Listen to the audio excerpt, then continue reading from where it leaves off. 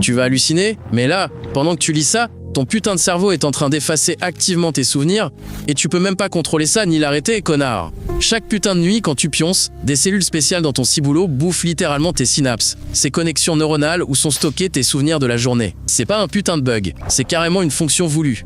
Ton cerveau vire volontairement jusqu'à 30% de tes nouveaux souvenirs chaque nuit. Sinon, tu pèterais juste un câble à cause de la surcharge d'informations, putain.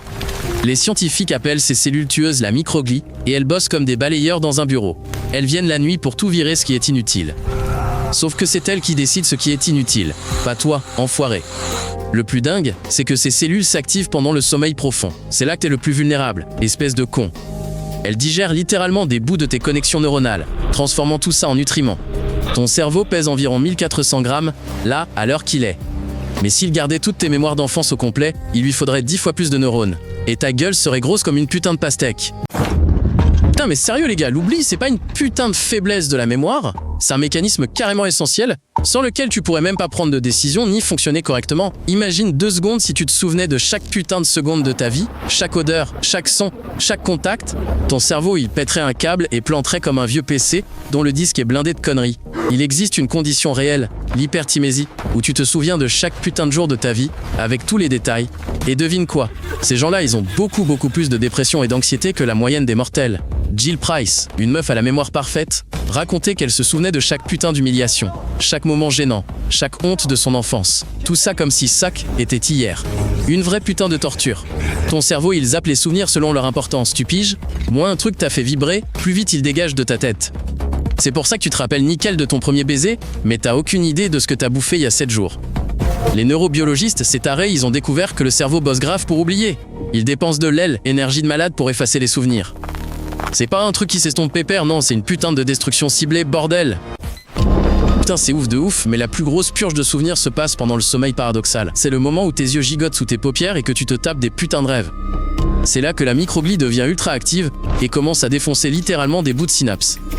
Elle affaiblit les connexions neuronales que ton cerveau a jugées totalement inutiles pendant ta journée. Des études sur des souris ont même prouvé que pendant que tu pionces, la microglie bouffe jusqu'à 5% des connexions synaptiques de l'hippocampe. C'est la zone du cerveau qui gère la formation de tes nouveaux souvenirs, putain. Si tu pionces moins de 6 heures, ton cerveau n'a pas le temps de faire un putain de ménage correct. Les vieux souvenirs viennent te faire chier et bloquent la création de nouveaux. C'est pour ça que le manque de sommeil défonce ta capacité à retenir des trucs. Mais attention, il y a l'envers du décor. Si tu pionces comme un porc, la microglie peut commencer à effacer même les putains de souvenirs importants. C'est pour ça que les mecs qui dorment 10 ou 12 heures se plaignent souvent de gros trous de mémoire. Le plus taré dans tout ça, c'est que certains souvenirs se font effacer de manière sélective, putain. Tu peux te rappeler d'un événement mais zapper l'aile, émotion que t'as ressentie, ou au contraire, te souvenir du feeling sans savoir ce qui s'est passé. Putain, c'est dingue. Ton cerveau garde volontairement les souvenirs traumatiques et les rend presque impossibles à effacer, même si tu veux vraiment les oublier. Quand tu traverses un truc horrible, ton cerveau balance l'adrénaline et le cortisol qui gravait littéralement ce souvenir dans tes neurones, tellement profond que ça reste toute ta vie. C'est un mécanisme évolutif. Nos ancêtres qui se souvenaient bien que cette putain de grotte avec l'ours était dangereuse, survivaient plus souvent que ceux qui oubliaient et y retournaient. Au trouble de stress post-traumatique, ce mécanisme se casse. Le souvenir traumatique s'efface pas seulement pas, mais tourne en boucle dans ta tête, te forçant à revivre l'horreur encore et encore.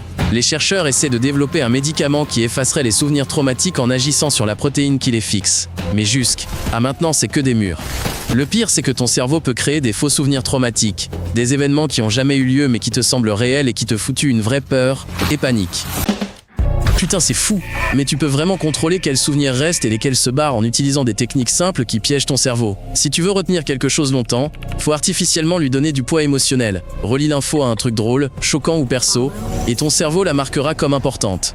La répétition marche pas parce qu'elle renforce la mémoire, mais parce que chaque fois que tu te souviens, tu dis à ton cerveau « c'est crucial, efface pas ça ». Les chercheurs ont prouvé que si tu reviens sur un événement et que tu ressens une grosse émotion après, ton cerveau réenregistre le souvenir en y ajoutant des détails qui n'avaient pas avant.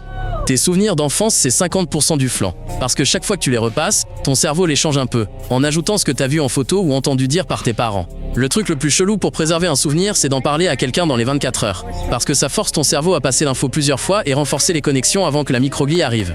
Et voilà le pire. Là maintenant, en finissant ce texte, ton cerveau a déjà commencé à trier l'info en décidant quoi garder et quoi balancer pendant le prochain dodo. Abonne-toi et tu vas halluciner encore.